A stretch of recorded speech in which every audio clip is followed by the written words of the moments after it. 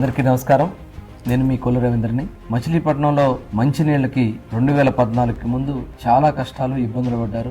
ఆ రోజు నేను ప్రతి ఇంటికి వెళ్ళినటువంటి సందర్భంలో బిందెలు పట్టుకుని వాటర్ ట్యాంకుల కోసం ఎదురు చూస్తున్నటువంటి పరిస్థితి గమనించి, ఆనాడు వృద్ధులు ఇళ్లలోకి నీళ్లు తెచ్చుకోలేక వాళ్ళ కళ్ళ నీళ్లు చూసి చాలా బాధ అనిపించింది. 2014లో ఎమ్మెల్యేగా గెలిచిన తర్వాత మంత్రిగా వచ్చినటువంటి అవకాశంతో బ్రిటిష్ కాలంలో ఉన్నటువంటి ఫిల్టర్ బెడ్ని దాదాపు 16 కోట్ల రూపాయలతో రాబోయే జనాభా కూడా ఉపయోగపడే విధంగా ఆయన మంత్రిగా ఉన్న సమయంలో 32,75,00,000 రూపాయలతో 8 వాటర్ ట్యాంకులు నిర్మిస్తే తరువాత వచ్చిన ప్రభుత్వం రవీంద్ర గారికి ఎక్కడ పేరొస్తుందో అని తిర్నాల్లో వేషాలు వేసినట్టు ట్యాంకులకు రంగులు వేశారు తప్ప ప్రజలకు గుక్కెడు మంచినీళ్లు ఇచ్చిన దాఖలాలు లేవు. ఇదేనా అభివృద్ధి?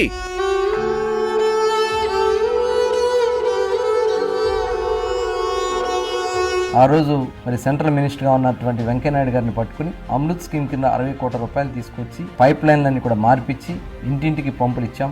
ఏ రకంగా అయితే మచిలీపట్నం టౌన్లో నీళ్లకు సమస్య లేకుండా చేశామో 34 పంచాయతీల్లో కూడా నీళ్ల సమస్య లేకుండా శాశ్వత పరిష్కారం చేస్తామని కూడా నేను హామీ ఇస్తా ఉన్నా. మన బందరు భవితకు మన కొల్లు రవీంద్రే రావాలి, కొల్లు రవీంద్రే రావాలి. సైకిల్ గుర్తుకే మన ఓటు.